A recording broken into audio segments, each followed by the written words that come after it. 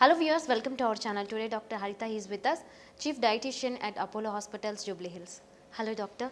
Hello. Okay. Doctor, why is brown rice is better than white rice, particularly diabetic patients? So basically the first difference between white rice and brown rice is white rice is completely polished and brown rice is unpolished. So it not only has higher amount of fiber, it will also have the wheat germ intact, and wheat germ is a powerhouse of nutrients, especially the B vitamins.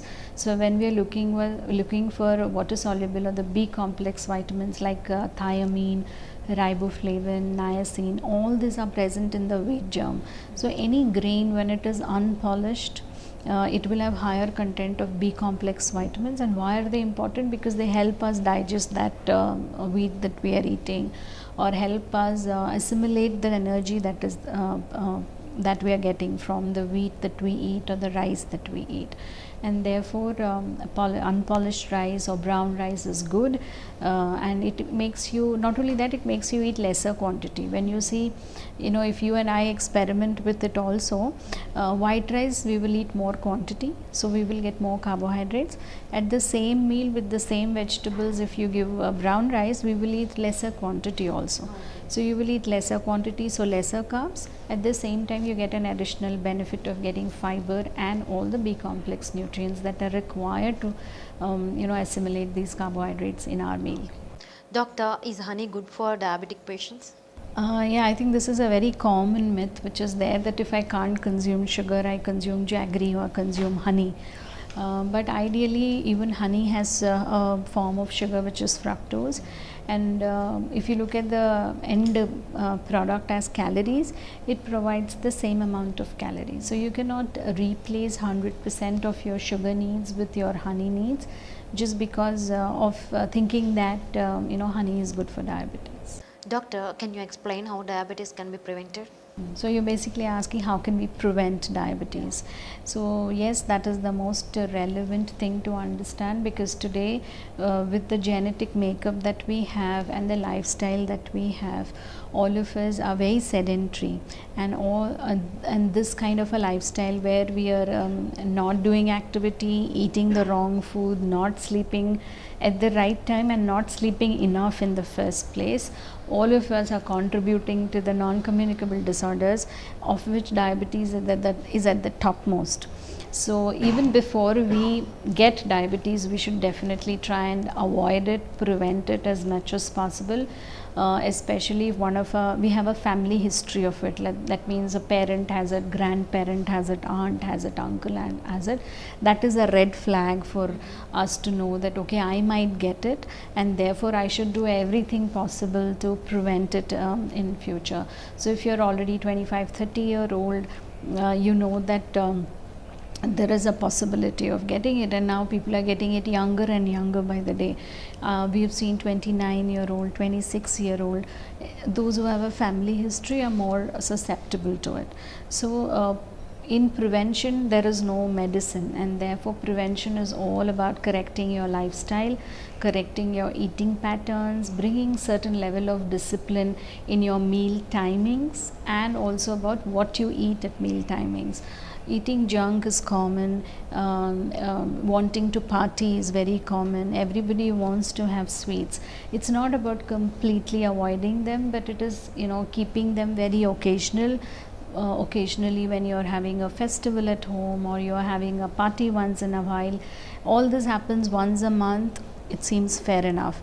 But if this is happening too frequently, once in a week there is a party at home, you're going out and eating, there's a party happening at office, all this becomes too often, and that's the scenario today. Almost 2 to 3 times a week people are going out and eating or bringing food from outside and eating, and all of this is contributing to poor balanced meals that they consume compared to the traditional pattern. Unless there is a festival or something, most of it is simple balanced meal which you're eating, home cooked meal which you're eating.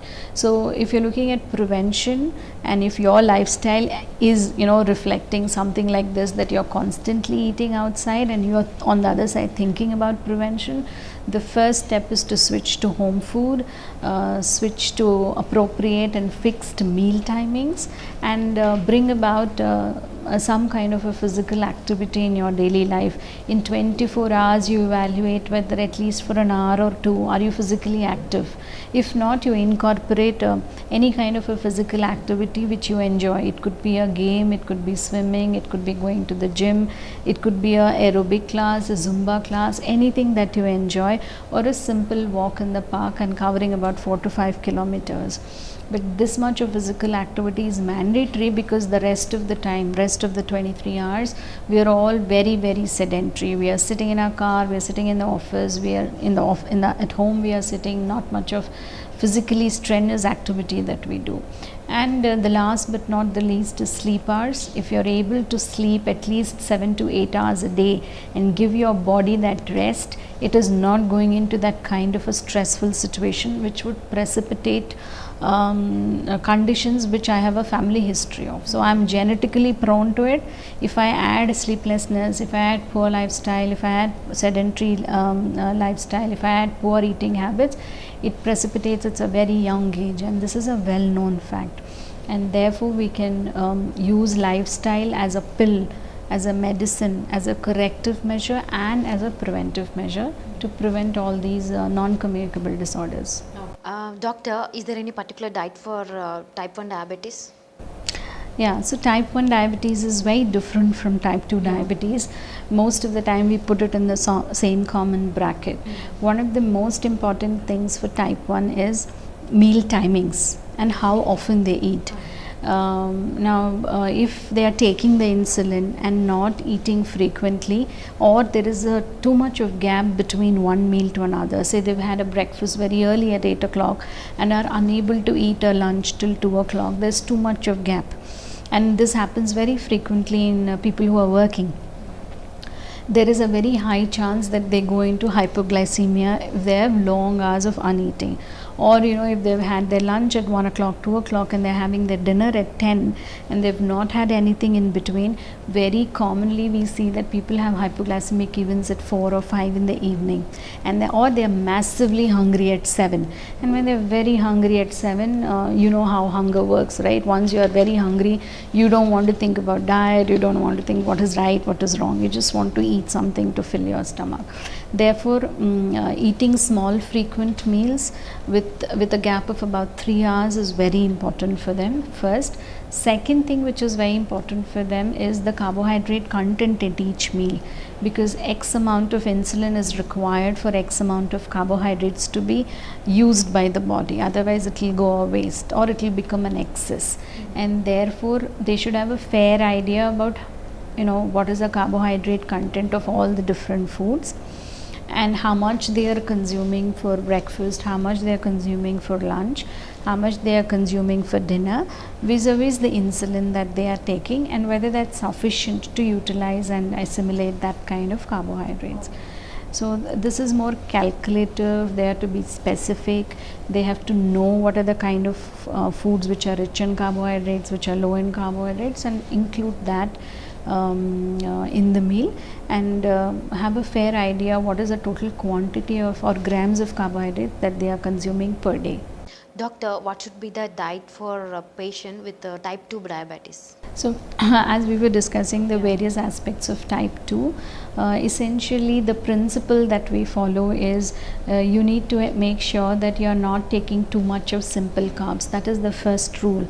So simple carbs, where do you get? If you're eating your sweets, if you're eating your sugar in your tea, coffee or milk, if you're taking soft drinks, if you're taking fruit juices, if you're eating ice creams, all these are rich sources of simple sugars which immediately increases the blood sugar value. So what happens is you eat this, you see your blood sugars jumping up to 200, 300, etc. At the same time, you need carbohydrates for various activity to walk around, to do your daily activity. You need some carbs. all that you should get from complex carbs. So complex carbohydrates you get when you're eating your grains, you're eating your whole wheat, you're eating your fruit, you're eating your vegetables. All this gives you the whole complex carbs, and therefore that needs to be part of your meal rather than depending on simple sugars for your daily carbohydrate intake. Again, the principles remain the same, that you need to eat more frequently so that you are not massively hungry at the next meal. This is very common in all of us, also especially those who are working.